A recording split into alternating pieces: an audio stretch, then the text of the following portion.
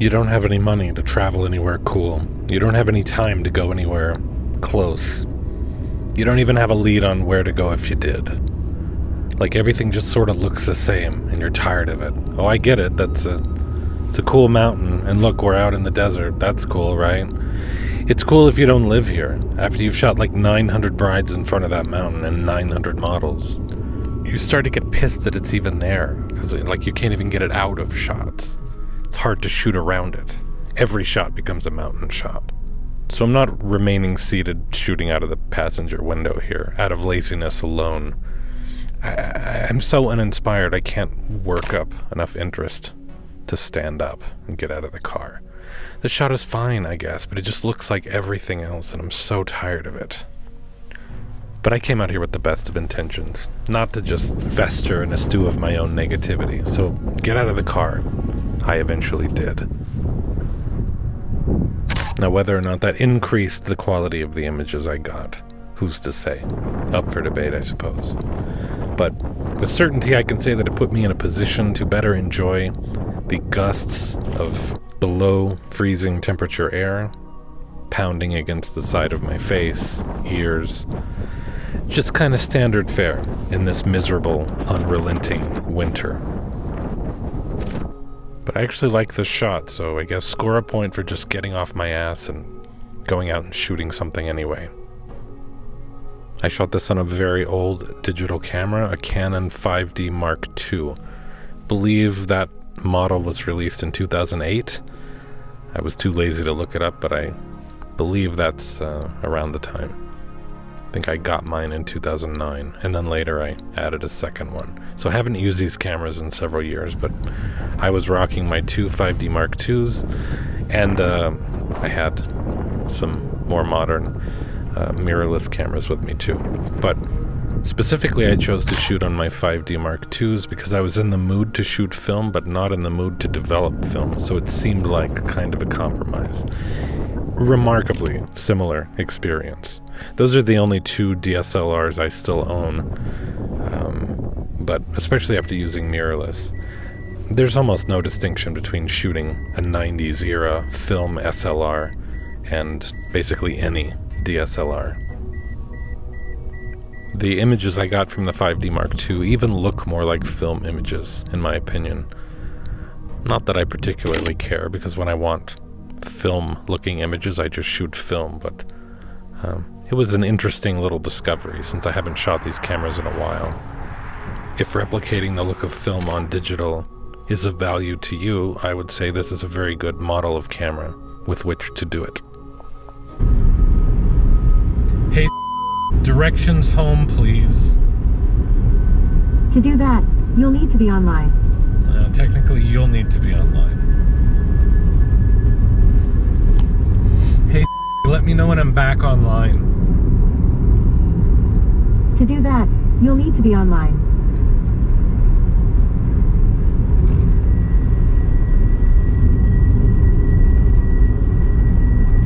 Hey, to do that, will I need to be online, would you say? Something went wrong. Please try again. Hey, will you check to see if I'm online? Sorry, I can't search the web on iPhone.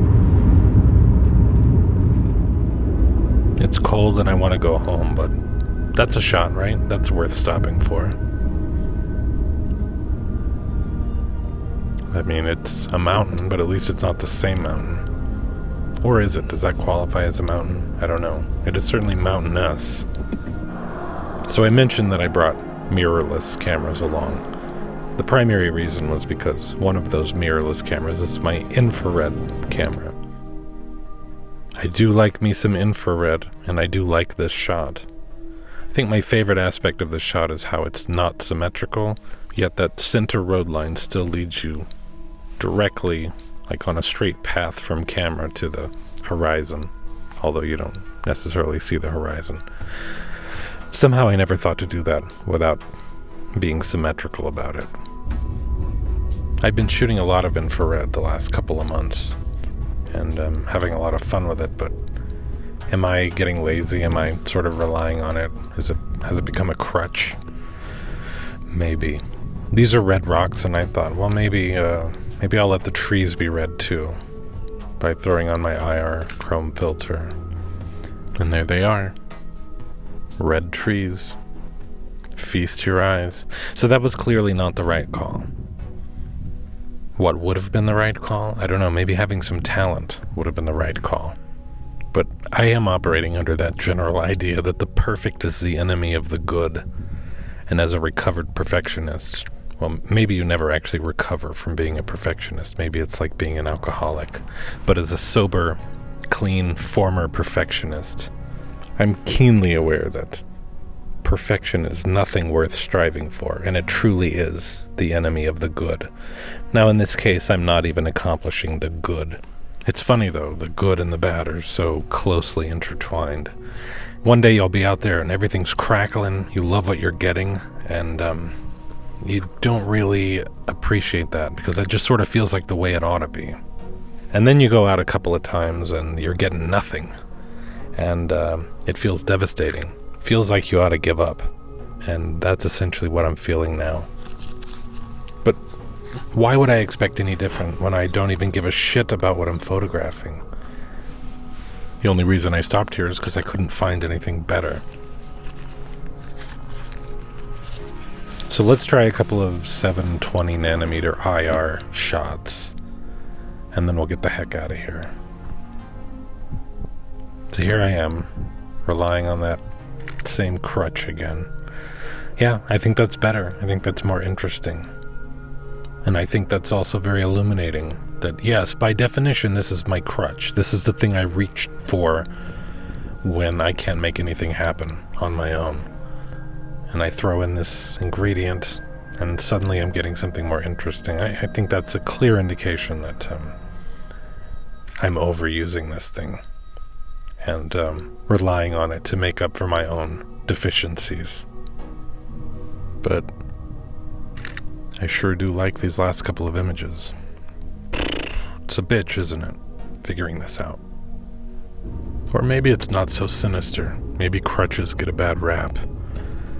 If I needed a crutch to assist in walking, like a literal crutch, I certainly would use it and not feel the least bit bad about it. Maybe it just helps me find that last little bit of inspiration to work my composition a little harder. Maybe it helps me see past what's there that I don't like. And is that so bad, really? Again, I quite like that shot. Pretty sure if I were just shooting visible light, I wouldn't particularly like it.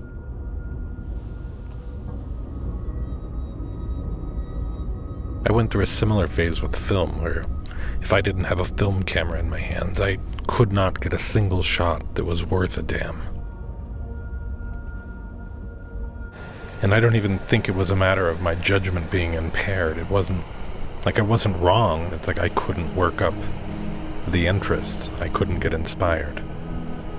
I don't know. Maybe I'm making excuses. This is a cool shot on a large screen. Does not at all translate onto a small screen, though. Thought it was my best shot of the day when I was processing the images. Then I transferred them all to my phone, and I just deleted it. It looked like nothing. Similar with this one.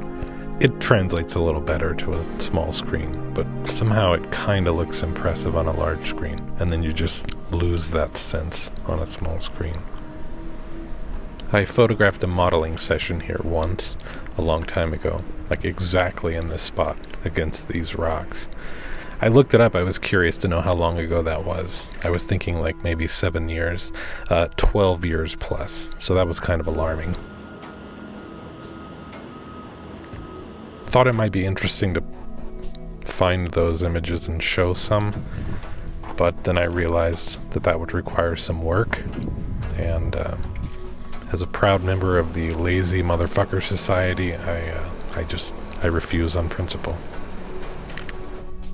There's always a temptation with shots like this to really pull the sky highlights down too much or boost the shadows. I did a little shadow boosting, but no highlight pull down. Because that's what the camera sees, right? That's the way it looks. Is that really so bad?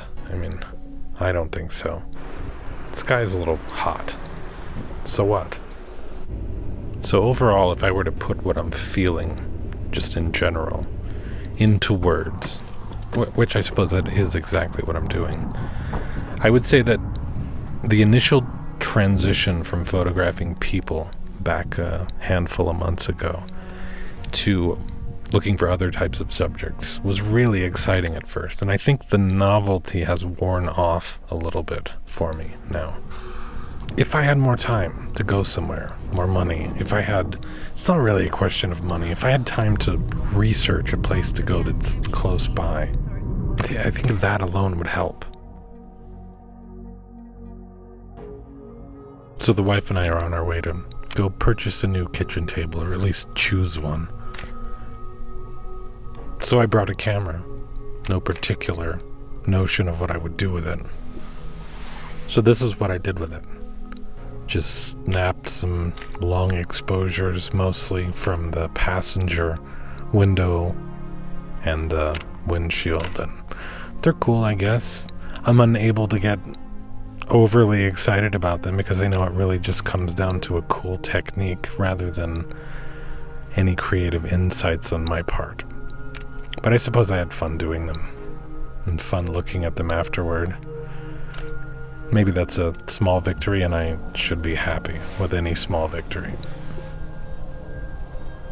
And so the next day, with the microscopic amount of time that I had, I went back out to shoot some more shots with movement, long exposures. ICM, they're often called.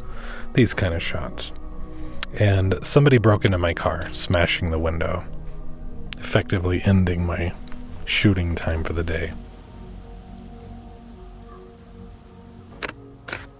Thank you, New Mexico. I love it here.